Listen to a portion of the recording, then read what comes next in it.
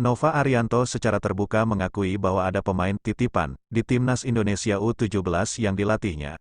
Hal tersebut terjadi lantaran kurangnya database pemain dan dia mengandalkan rekomendasi dari pihak lain.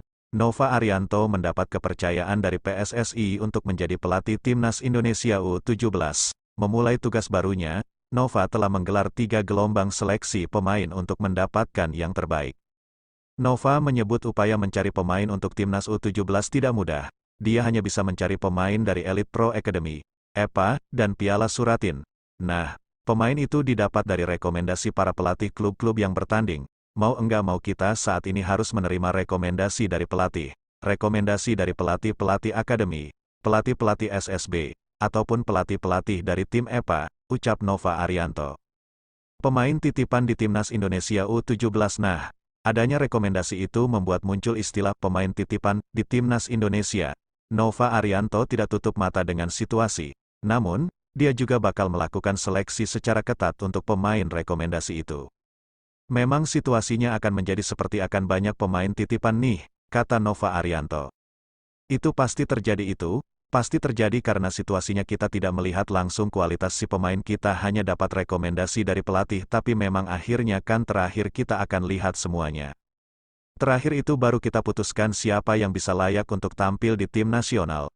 Termasuk kita akan turun langsung nanti, tegas asisten Shin Tae-yong di timnas Indonesia tersebut. Terapkan standar tinggi di timnas U17. Nova Arianto sendiri punya kriteria ketat di timnas Indonesia U17. Dia bukan hanya melihat kemampuan pemain secara individu, akan tetapi juga kondisi fisik. Bahkan, Nova mengaku punya kriteria khusus soal tinggi badan.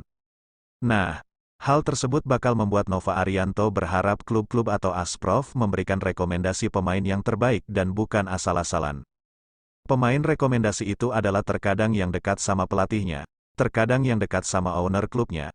Makanya itu yang saya minta di klub, di Asprof bisa melakukan seleksi yang benar-benar seleksi yang orang-orang terbaik, ucap Nova Arianto.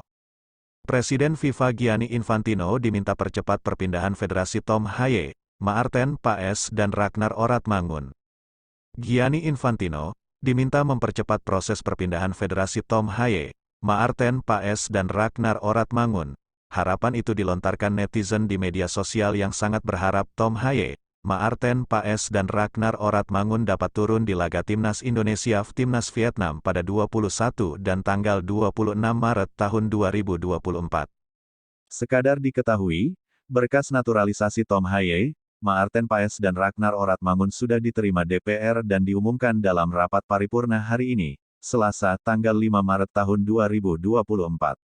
Rencananya pada Kamis, tanggal 7 Maret tahun 2024 pukul 10 waktu Indonesia Barat, berkas naturalisasi Tom Haye, Maarten Paes dan Ragnar Oratmangun akan dirapatkan di Komisi X.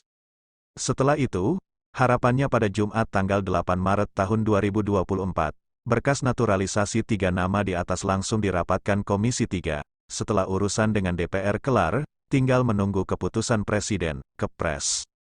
Setelah Kepres kelar, langkah selanjutnya adalah penjadwalan pengambilan sumpah warga negara Indonesia, WNI. Sekarang harapannya, proses pengambilan sumpah dapat kelar sebelum tanggal 13 Maret tahun 2024. Sebab, tanggal 13 Maret tahun 2024 merupakan batas akhir pendaftaran pemain untuk laga Timnas Indonesia vs Vietnam. Meski begitu, setelah mengambil sumpah WNI, nama-nama di atas belum bisa langsung memperkuat Timnas Indonesia. Maarten Paes dan kawan-kawan masih harus menjalani proses perpindahan federasi yang biasanya memakan waktu 1 minggu.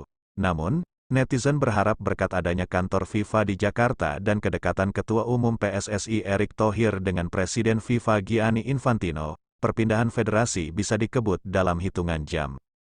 Dalam proses perpindahan federasi, ketika kartu keluarga, kartu tanda penduduk dan paspor sudah di tangan, PSSI bisa langsung mengirimkan berkas tersebut kepada FIFA. Terlepas dari itu, Timnas Indonesia wajib menang atas Vietnam dalam laga kandang dan tandang.